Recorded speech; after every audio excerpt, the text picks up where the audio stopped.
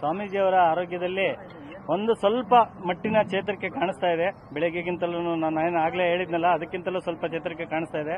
ಮತ್ತೆ ಇನ್ನು ಕೆಲವು ಡಾಕ್ಟರ್ಸ್ಗಳನ್ನ ನಾವು ಬೆಂಗಳೂರಿಂದ ಬರೋದಕ್ಕೆ ಹೇಳಿದ್ದೀವಿ, ಬಿಜಿಎಸ್ ಆಸ್ಪತ್ರೆಯಿಂದ. ಮತ್ತೆ ಬೇರೆ ಎಕ್ಸ್ಪರ್ಟ್ಸ್ಗಳನ್ನೆಲ್ಲರನ್ನು ಬಂದು ಅವರು ಚಿಕಿತ್ಸೆಗೆ ನಮಗೆ ಸಲಹೆ ಕೊಡೋದಕ್ಕೆ ನಾವು ಕೇಳ್ಕೊಂಡಿದ್ದೀವಿ. ಅವರು ಬರ್ತಾ ಇದ್ದಾರೆ.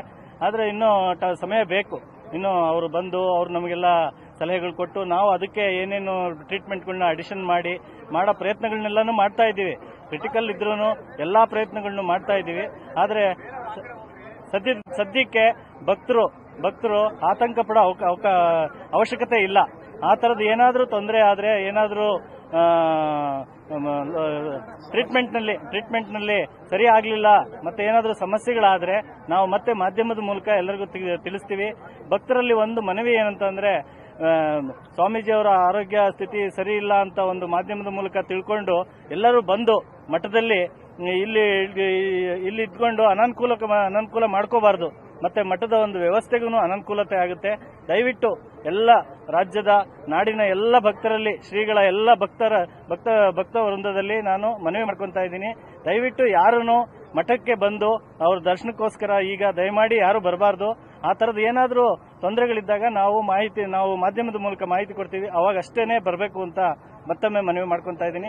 ಎಲ್ಲ ಪ್ರಯತ್ನಗಳನ್ನು ನಾವು ಮಾಡ್ತಾ ಇದ್ದೀವಿ. ಸ್ವಾಮೀಜಿಯವರ ಆರೋಗ್ಯನ ಪೂರ್ತಿ ಗುಣಗೊಳಿಸೋದಕ್ಕೋಸ್ಕರ, ಪೂರ್ತಿ ಪಡಿಸೋದಕ್ಕೋಸ್ಕರ ಎಲ್ಲ ಪ್ರಯತ್ನಗಳನ್ನು ಮಾಡ್ತಾ ಇದ್ದೀವಿ. ಬೆಂಗಳೂರಿಂದ ಬಂದ ಡಾಕ್ಟರ್ಸ್ಗಳದ್ದು ಒಂದು ಒಪಿನಿಯನ್ ತಗೋಬೇಕು. ಅವರು ಇನ್ನ 1 hour 2 hours ಆಗುತ್ತೆ ಬರೋದು. ಅವ್ರು ಬಂದು ಎಲ್ಲ ಟ್ರೀಟ್ಮೆಂಟ್ ಏನಾದರೂ ಅಡಿಷನ್ ಇದ್ರೆ ಅದನ್ನೆಲ್ಲ ನೋಡಿಕೊಂಡು ಟೈಮ್ ಆಗುತ್ತೆ.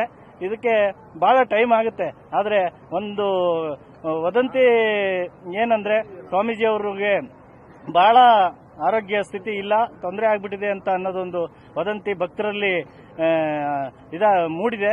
ಅದನ್ನ ಯಾರೂ ಆ ತರ ಆತಂಕ ಪಡೋ ಅವಶ್ಯಕತೆ ಇಲ್ಲ.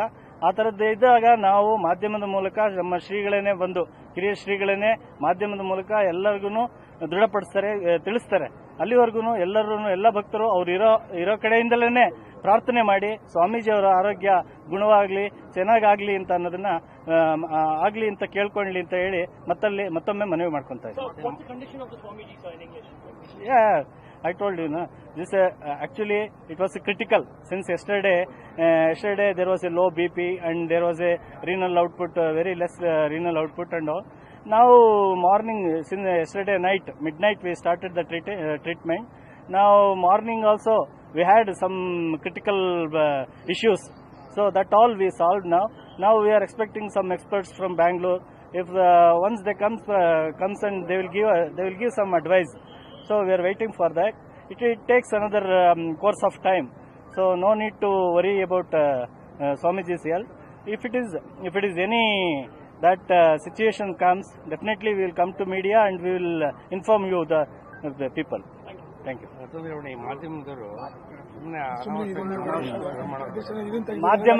ಮಾಧ್ಯಮ ವೃಂದದಲ್ಲಿ ಕೈ ಮುಗಿದು ಕೇಳ್ಕೊಳ್ಳೋದು ಏನಂತಂದ್ರೆ, ಭಕ್ತರಿಗೆ ಬಹಳ ತೊಂದರೆ ಆಗ್ಬಿಡುತ್ತೆ. ತಾವು ಏನಾದ್ರೂ ಒಂದು ತಪ್ಪು ಮಾಹಿತಿಗಳನ್ನ ಕೊಟ್ಬಿಟ್ರೆ ಅವರು ಭಕ್ತರು ಎಲ್ಲೆಲ್ಲಿಂದಲೋ ಪಾಪ ಅನಾನುಕೂಲ ಎಲ್ಲ ಇದನ್ನ ಮಾಡ್ಕೊಂಡು ಬಂದು ಪಾಪ ಇಲ್ಲಿ ಬಹಳ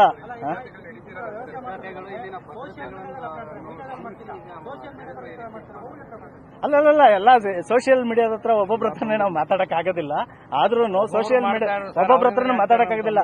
ನೀವೇ ನಮ್ಗೆ ದಾರಿ ತೋರಿಸ್ಬೇಕು, ಮಾಧ್ಯಮದವರೇ ದಾರಿ ತೋರಿಸ್ಬೇಕು. ಅಲ್ಲಲ್ಲ ನಾನು ಹೇಳಿದ್ನಲ್ಲ, ಸ್ವಾಮೀಜಿಯವರ ಕ್ರಿಟಿಕಾಲಿಟಿ ಮತ್ತೆ ಅವ್ರದ್ದು ಆರೋಗ್ಯದ ಬಗ್ಗೆ ದಿವಸ ನಾವು ಮಾಹಿತಿ ಕೊಡ್ತಲೇ ಇದ್ದೋ. ನಾವು ನಿನ್ನೆನೂ ಹೇಳಿದ್ದೋ ಏರ್ಪೇರ್ ಆಗ್ತಾ ಇರುತ್ತೆ ಅಂತೆಲ್ಲ ನಾನೆಲ್ಲ ಹೇಳಿದೀವಿ. ಆ ತರದ್ದು ಸಿಚುಯೇಷನ್ ಇವತ್ತು ಬಂದಿದೆ. ಅದಕ್ಕೆ ನಾವು ಏನ್ ಮಾಡಬೇಕು ಅದನ್ನೆಲ್ಲ ಮಾಡ್ತಾ ಇದ್ದೀವಿ. ಆದ್ರೆ ಒಂದು ದೊಡ್ಡ ಮಟ್ಟದ ಭಕ್ತರು ಇರೋದ್ರಿಂದ ಅವ್ರು ಬಂದಾಗ ಅನಾನುಕೂಲ ಆಗಬಾರ್ದು ಅಂತ ಅನ್ನೋದಕ್ಕೆ ಜಿಲ್ಲಾಧಿಕಾರಿಗಳು ಮತ್ತೆ ಕರ್ನಾಟಕ ಸರ್ಕಾರದವರು ಎಲ್ಲರೂ ಒಂದು ಪ್ರಿಕಾಷನರಿ ಮೆಜರ್ಸ್ ನ ತಗೊಳೋದಕ್ಕೆ ಅವರು ಮುಂದೆ ಹೆಜ್ಜೆ ಇಟ್ಟಿದ್ದಾರೆ. ಅದ್ರ ಬಗ್ಗೆ ಆತಂಕ ಪಡೋ ಅವಶ್ಯಕತೆ ಇಲ್ಲ. ಲಕ್ಷಾಂತರ ಜನ ಬಂದಾಗ ಒಂದೇ ಸರಿ ಬಂದು ಇಲ್ಲೆಲ್ಲ ತೊಂದರೆ ಆಗುತ್ತೆ ಅಂತ ಅನ್ನೋ ಒಂದು ಉದ್ದೇಶದಿಂದ ಅಷ್ಟೇನೆ ಅದನ್ನ ಅವರು ವ್ಯವಸ್ಥೆ ಮಾಡ್ಕೊಳ್ತಾ ಇದ್ದಾರೆ. ಆತರ ಆತಂಕ ಪಡೋ ಅವಶ್ಯಕತೆ ಇಲ್ಲ.